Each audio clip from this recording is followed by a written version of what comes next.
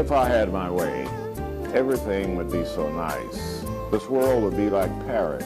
No, it would be a paradise. No one would ever have to say, I'm gonna get my wish someday.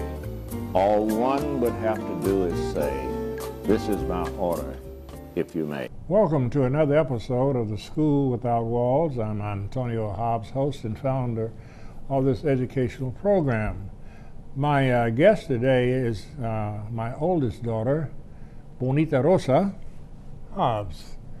Glad to have you, Bonita. I'm so glad to be here. You know, I know your scholarship and so forth, but for the purpose of the audience, I want you to tell us some things about yourself, okay? But before doing that, let me explain to you and to the audience what this program is all about. This program is designed primarily to augment the education of the African American community, School Without Walls. The reason being is that we are behind as an African American family. Many of the things that we need, we do not find within the walls of the public school system. That's so true. So we talk about things such as mentoring of young men, especially those mothers who don't have husbands. And the largest audience that any of us have now is a church. So we encourage the pastors to find mentors in their congregation to help the young men grow up to become men, because it's our philosophy that since a woman doesn't have any experience of being a man, she's not able to train a boy to become a man without the help of a man. Okay? Yes. Those are some of the purposes of this program. Of course, we talk about various things such as importance of speaking standard English. We might get into that a little bit today. But first we want to talk about you. I know that you, where you were born. You do? I know when you were born. Good deal. But you tell us where you were born and where you went to your early education and your formal education beyond high school. Talk to us a little bit. Yes, well, this is my father. I was born in Forest City, Arkansas, but my mother and father, this Dr. Anthony Hobbs is my father, Mrs. Lula Jean Hobbs is my mother. They lived in Marianna, which is in Lee County in Arkansas, such a prominent town in eastern Arkansas. We were raised in church, initially in Baptist and then Methodist church, and we attended various other... Let's stop right there. When were you raised initially as Baptist? Well, my mother was a Baptist. There you go. My mother was a Baptist. We Baptist. attended Baptist church with her, and then we joined the Methodist church with my father, There and we you grew go. up as Methodist. And your mother became Methodist. And my mother became Methodist, and we had lived on a farm. Sometimes it was like Little House on the Prairie. We could get eggs out of the chicken house. I was so good at getting eggs from beneath the chicken and bringing in wood. I have a degree in sociology, a minor in criminal justice. I have about 12 hours toward a master's in social work. But I deterred a little bit from getting education because I was married and I had 3 children. And now I'm divorced, scripturally divorced. I'm a minister, and I have all adult children. What do you mean by scripturally divorced? Well, based on, in Corinthians, there are provisions for where a person can get a divorce according to the Bible. I didn't just up and say, I don't like you. Oh, you did not. Right. There was some provisions there where I was free to divorce. And after a long time of struggle and, you know, it was the best thing to do. And for a mentor for my son, my uncle Curtis Jones out of Chicago started sending for my son every summer and taught him how to take a BMW apart and put it back together. He took him on fishing trips. That he really needed that male role model once his father left home. And my uncle just picked up the bat and they drove race cars. They worked hard in Chicago every summer. And he was here this past weekend, and he's always saying, tell Jordan to call me, how is Jordan doing?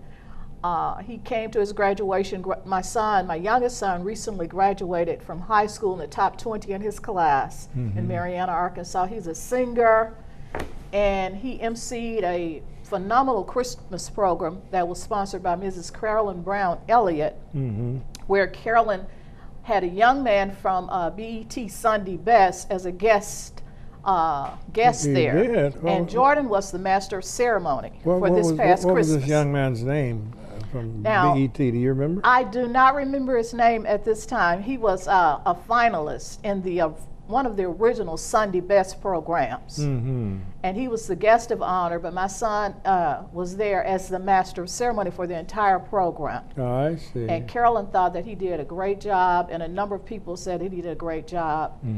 And he's a very good singer, and hopefully he'll be singing for UAPB in the future. Okay, I understand you brought him over today in order that he might audition, right? Yes, sir. Under Dr. Bates. Bates. All right, we're going to stop for break, and we'll be back in just a few minutes. Take a look under your bed. Find stuff under there? What about jobs? No? Now try your closet. Still no jobs, just more stuff? Well, you really have both. See, stuff is defined as household articles considered as a group. Sometimes this stuff is no longer needed. Wait, no longer needed? That can't be right. Because remember those jobs you were looking for? Those are really needed. And they're the stuff inside your stuff. Our job is to unlock those jobs. And it starts when you donate your stuff to your local Goodwill. Here's how we do it. When you donate to Goodwill, we sell your stuff to provide job training for people right here in your community. So just by teaming up with Goodwill, you help create jobs. And isn't that worth parting with the leftover keytar from your 80s cover band? Goodwill. Donate stuff, create jobs. Hi everyone, I'm Eric Spoelstra of the Miami Heat and a member of the NBA Fit team. I'm here today at the White House to find out why eating healthy can help you perform like a champion. Well, I eat fruits and vegetables every day because it gives me the energy I need to perform at the top of my game. Thanks, Dwayne. What about you, Ray? Drinking water is an important part of my pregame routine so I can stay focused and refreshed. And you can take it from me. Eating the right foods can help make you a better athlete. Oh, Angel!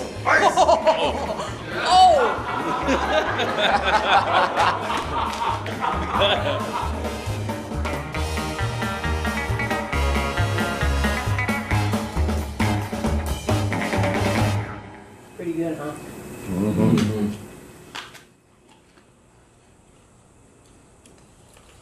Those of you who have just joined us, I'm Antonio Hobbs, host and founder of this educational program called The School Without Walls. My guest today is my oldest daughter, Bonita Rosa. We were talking about your education on the other side.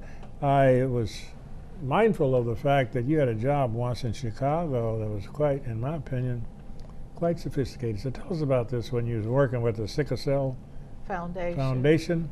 Okay. Yes, I worked for the University of Illinois Sickle Cell Disease Foundation. We partnered with an organization called the West Side Association for Community Action, which was an umbrella organization where various aldermen such as Danny Davis were a part of my team, and Ernie Jenkins. And Danny Davis is a U.S. Congressman now, right? Now, at that time, he was a city councilman. When, yes, sir. Yes, okay, go ahead. And there were a great number of just very intensely serious advocates for the children in Chicago, particularly the West Side. And I worked in the university hospital at 1919 Taylor Street with Dr. Maurice Rabb, who was one of the most foremost physicians in sickle cell and the eye disease. I would see him every day. And I learned how to do research. We did pre and pro questionnaires before and after our seminars in the community on the West Side. We went to various facilities, gymnasiums, to teach people about sickle cell disease. Later it branched off into hypertension. And at the time we had some of the best research on sickle cell disease that was in the country. It was a very, very interesting job, and we worked with the people in the community. And We had an office in the university and one at 3600 West Ogden, which was in the middle of the neighborhood. Let me ask you a question. I've been told, matter of fact, I've read something about sickle cell anemia being a disease primarily of people of African origin. Do you agree with that? No, and in our research and thoroughly through facts, it affects Turks, Arabs, Greeks, some other people of color, just as well as African Americans. Okay. And now with intermarriages, you certainly could see white children with sickle cell anemia now, biracial children. But its origin is African, isn't it? The origin is in Africa. At one time, we were told that it was an advantage to have sickle cell anemia. It would prevent malaria. If you were in Africa, where malaria years and centuries ago, where there was malaria present, the people who had the sickle cell gene were not affected by the malaria. Right. That is, I've read that as a fact, and they explain why. The sickle is shaped in the regular cell as a disc. Right. And I read where it says if you have the sickle, whatever is in the germ, it comes out. But if you have the cylinder, you retain that germ within the system. That's a great, I'm going to be very brief on this. I had a couple more things I wanted to add about sickle cell anemia and sickle cell trait that some people don't know also. Okay, I'm going to let you do that. Go ahead. All right. They used to say that people with sickle cell trait would not experience any of the symptoms, but we found out in recent years, and we had sickle cell trait patients to tell us that their knees would hurt also. Now they're finding out that the trait, people can display some of the symptoms, but they don't have the crisis generally. But if a person with sickle cell trait goes up in an unpressurized airplane in the mountains, recently I was reading about a young man who did not know he had sickle cell trait, was up in the mountains, his cells sickled, and he has had a crisis. So that's something people need to be alerted to. If you have sickle cell trait, which means you're a carrier and you don't have the disease, we have found out that you can experience some of the symptoms of the disease, which was not known. Although the patients knew it, the research didn't know it originally. So. Randy, how much time do we have? We have 3 minutes. I want to conclude this with your talking to the young people, and you will use that mic there. Talk to the young people about some things that you think they need to do in order to be successful in this competitive world in which we're living. When I was with the University of Illinois Sickle Cell Center, I used to tell children, and people would think I was being blunt, be careful about social life. Find a way to put your education first at all costs, because you will have time to socialize. When you're out socializing, you may accidentally get with a group of people who are using drugs and change your whole entire life. And be careful with romantic situations, because that can be a dire hardship on your future, on your family's future. If you do participate in any kind of romantic life, make sure that you know what you're doing, that you've been well protected with contraceptives, because it's not a game. Bringing extra humans into the world is not a game. Very serious business, It's right? very serious business, and it may take your life away from you, and you have to. We have 1 minute, and we didn't mention much about your ministry, so all right. conclude Well, with that. my ministry is sort of like a street minister. I might not look like your typical street minister. I work in the church, but the Lord has me meeting people on the streets and giving them words of knowledge and praying for them. They call me from all over the country to ask me to pray for them when they're going before presidents or whatever. I have an unusual gift. I got it from my father. He taught me about God when I was very little. It's very rare. It includes similar experience to Jeremiah in the Bible, visions. In the Bible there were visions and prophecies that help people avoid a lot I'm of going to have strain. to stop you there, because I want you to talk about your relationship with Hillary Clinton. I worked with Hillary Clinton in the past, and we've kept a relationship. I've had an opportunity to help her with her campaign, but this might sound really strange, but I had to prioritize my sons graduating from high school. I still have an email address where I could work with her, but she and I, she said we're kindred spirits. But I did work with her for a while. I did some clothing designs for her long before anybody else was brave enough. And she just said, were they pants? They were not pants, they were skirts and dresses. She used to wear a very curly afro, somewhat You like gotta be Chelsea. joking. She once wore That was her dresses, real huh? hair. She wore She looks dresses? like Chelsea. I see. That's where Chelsea gets the curly hair from. And I was like, you know, I gave her some designs, and she acknowledged a couple times that I've sent beauty ideas to her. What about Rodney Slater? Rodney Slater is my ace boon coon. We were together February 23rd for his birthday with his mom, and I've driven his mom Who is all Rodney over the country. Slater for the benefit of young people? A lot of Rodney Slater is the former Secretary of Transportation with the Clinton administration. He had one of the highest positions in the country. Had something occurred with Mr. Clinton or the second in control, Rodney was very near the top where he could have been president had something happened to some of the top staff. And he's a local friend of mine from Mariana. He played football under my father as a coach. My father was his football junior high coach. And he's just an excellent, strong young man. He was your classmate, wasn't He was my classmate for 11 years, but I actually graduated from Hall High School, and Sidney Moncrief and those guys got to be my friends, and Coach Elders. But Rodney and I were together for 11 years, basically, in Mariana, along with Donna Grady Creer, who recently passed. As she was great in broadcasting. What about Caroline? Did you have a classmate? Carolyn Brown Elliott. At one time, she was one of the highest, had one of the highest positions with the State Board of Education in Arkansas. She flew all over the country representing Arkansas. And she is a phenomenal person. She has a big brain. She's one of my favorite students. I know, and he's had zillions of students, and they really care about each other. Well, look, Randy, we have about a minute. This time is about up. Bonita, you didn't speak any Spanish. You didn't tell them about you could speak any Spanish, did you? Oh, well. Hablas español un poco, eh?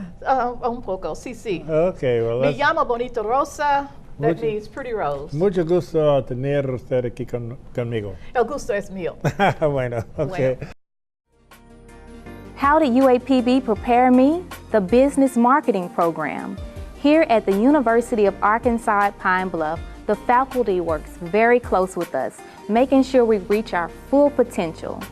With the help of Career Services, I was able to obtain an internship with Hope Federal Credit Union. This opportunity allowed me to travel to different states and learn additional skills. The company was so impressed at how talented and prepared I was as an intern that they offered me a full-time position as program officer. That's how UAPB prepared me.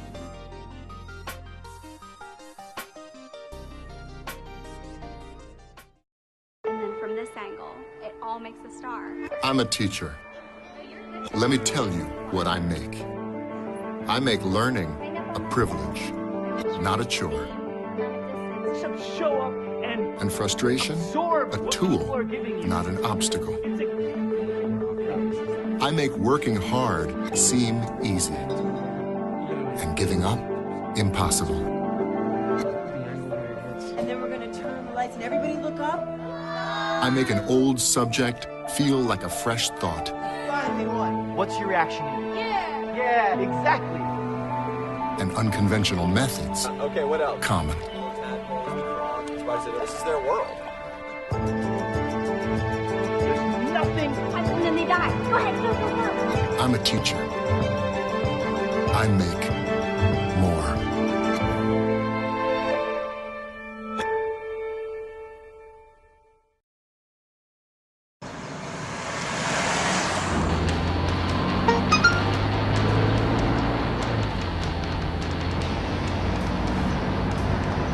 The average text takes your eyes off the road for nearly 5 seconds.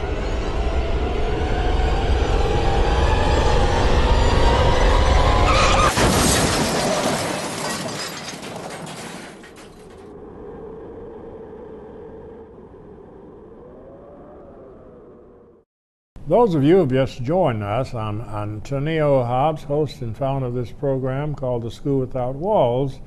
I just finished talking with my daughter, Bonita R. Hobbs. This is her son, and my grandson, Jordan Hobbs. Jordan, glad to have you here with us. Glad to be here with you, grandfather. Okay. It's nice to see you looking healthy. Thank you, sir. Thank you very kindly. You're looking like I like to see young men dressed for occasions of this nature. Understanding you're here to do an audition. Yes, sir. For the choir under Dr. Bates. Yes, sir. I'm hoping that you'll be successful. Could you just understand you got to do a classical, which would be in order of a spiritual anthem, right? Right. And then any other song you want to do. Yes, sir. Could you just give us a few notes, a few lines of each of both songs that you're going to do today? Okay, yes, sir. Remember, you don't have to be real loud because of the location of your mic. Yes, sir. Okay, just take your time. Which one are you going to do first? Well, this first song kind of connects to a lot of people's life stories, and you know, when you come from the struggle, you have to rise at some point. And I believe that Sam Cooke portrayed that very well in this song, "Born by the River." Yes, sir. Yes, sir. I like that one too, Sam Cooke. That is a non-classical, is it? Yes, sir. That's a non-classical song. Okay, go ahead. Yes, sir. Mm. I was born by the river in a little tent. No, just like the river, I've been running ever since. It's been a long time coming, but I know a change gon' come. Oh, yes, it will. It's beautiful, beautiful, beautiful. Thank okay. you. Thank you. Muy bonita, muy bonita. Me gusta Gracias. mucho. Gracias, abuelo. Bueno. All right, el otro canción, por favor. The other one, please. Okay. Well, the second song that I was going to sing today is a Negro spiritual, actually. Okay. It's the Black National Anthem. Goes a little bit like this. Lift every voice and sing till earth and heaven rings. Ring with the harmonies of liberty. Let our rejoicing rise high as the listening skies. Let it resound loud as the rolling sea. Sing a song. Go. Sing a song full of the hope that the dark past has taught us. Sing a song full of the faith that the presence has brought us. Okay, that's good. That's great. That's great. That's another one. You know, when I was a child in high school, every Wednesday we would do that song in assembly. Oh, wow. Yeah, that was a part of it. Was it like that when you were coming along, Bonita? No, sir. Yeah. As you speak of it, back in my middle school years, my music teacher, Mr. Thomas Johnson, he had us singing that just about every morning right after we sing the national anthem. He'd have us sing the African American national anthem. Right. You know, I guess I memorized it from then. Yes, just for the record, that was called the Negro National Anthem because it was done during the era of segregation in our society, by which most Africans did not feel like regular citizens. Yes, sir. Therefore, this song is very dear to people It's very inspirational. of my age, and always keep the Negro National Anthem with it. Yes, sir. Whereas I've heard, I've seen on a few occasions they call it. What is the name of the song? They won't say the Negro National Anthem. They say lift every voice and sing. Right. And that loses the history. Right.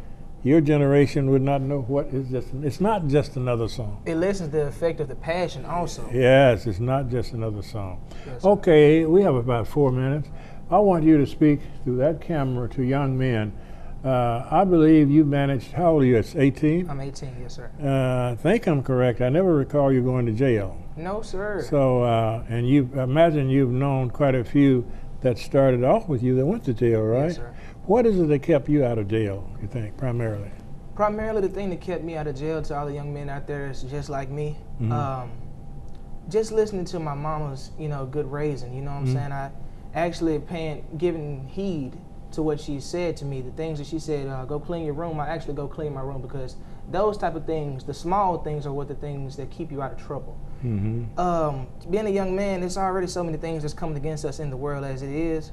So trouble is not acceptable. I never found that acceptable. Therefore, I'm here today. What about your company? She also advised you about watch the company you keep, right? Definitely, yes, sir. Yeah, The people that surround you are just as important as you are. The people that surround you are actually more influential than yourself is to you. So when I say that, I mean like, say you have a best friend that's been with you since first grade, and all of a sudden he starts going out and partying and everything. It's nothing going out with partying, but then he binges it. He overdoes it. That friend is not as good as a friend that you just met that happens to be a church-going Christian, you know what I'm saying, or a person that just gives you good advice. You have to watch the people that you're around. They're very close. Hey, that's wisdom in a young man, isn't it? Okay, we have about a few minutes, and you're hoping to attend UAPB yes, sir. This fall, right? I'm coming forward. You're coming forward, huh? Well, hope you have luck. Yes, sir. Buena suerte en todo. Okay, thank you, Father.